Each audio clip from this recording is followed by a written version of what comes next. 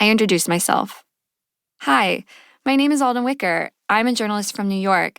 I'm working on a book about toxic fashion. I've been trying to get in touch with you. I want to hear your story. I know who you are, she said softly. She paused, collecting her thoughts. You know, I have suffered from what they sprayed on those uniforms. My life was ruined. My husband left me for a younger, prettier woman. Her raspy voice trembled, teetering on the edge of breaking down. My liver is damaged. My heart is damaged. I'm dying. I can't talk about it. I just can't. I can't go back to that experience again. Please, I said, close to tears myself. The gravity of what I had undertaken was hitting me anew, adding to my resolve to get the story down on paper before it was too late. I've talked to the partner of an attendant who passed away. I want to know the story firsthand. Is there anyone else who would talk to me? I'm so sorry. I asked everyone for help. My colleagues won't support me. They can't talk about it either. I have to go. To a doctor's appointment, ironically, she said with some bitterness. God bless you. God bless you. And the door clicked shut. I stood for a moment in the bright sunshine, dazed, before walking back to the car. I had wanted to talk to this particular woman because she was the first airline attendant to file a lawsuit seeking redress for being poisoned by her uniform. She was also one of the first people in the world to have an inkling about just how sick our clothing can make us. Few believed her at the time. Even now, just a handful of people can even start to wrap their minds around what happened to her. Back in the car, I tried texting some other potential sources. If this woman wouldn't talk to me, I knew I could find another. She was one of hundreds of attendants from Alaska Airlines who fell ill in 2011 when they received their new uniforms.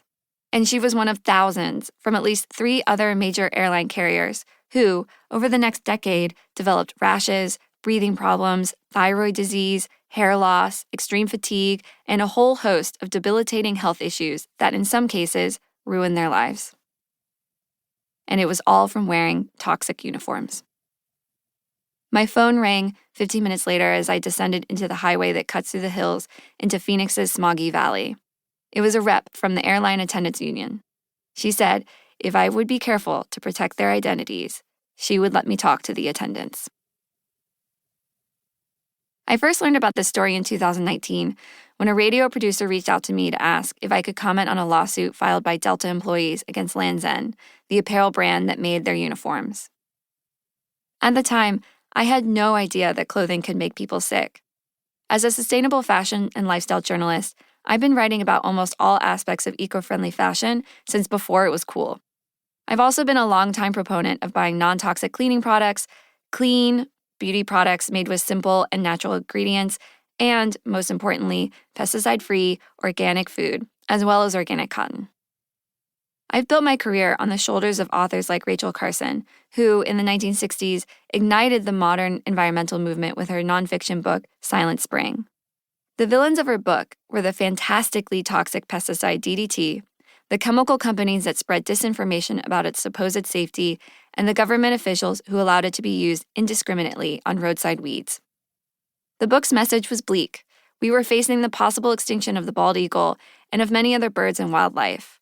But what came after was an inspiration. Thousands marched in the streets demanding a green revolution on the first Earth Day in 1970. That same year, the Environmental Protection Agency, EPA, was founded, and in 1980, the federal government started demanding corporations pay for the cleanup of toxic sites. Today, our rivers and air are cleaner than they have been since the Industrial Revolution. I learned all this in high school, alongside the bad news about climate change and biodiversity loss, inculcating in me a sense that some battles had been won, but the war for the planet's future continued.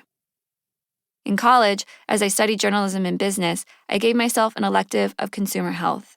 I read Michael Pollan's Omnivore's Dilemma and Eric Schlosser's Fast Food Nation. They opened my eyes to how my food choices were damaging my health, as well as the health of the soil and of animals. This information changed my life for the better, repairing my relationship with food, which had been exploited by a lifetime of being yanked between McDonald's and diet advertisements. I decided that if it matters where our food comes from, it probably matters where we get our other consumer products from, too. Right after college in 2009, I started blogging about all things eco, including beauty, travel, and fashion, mainly just to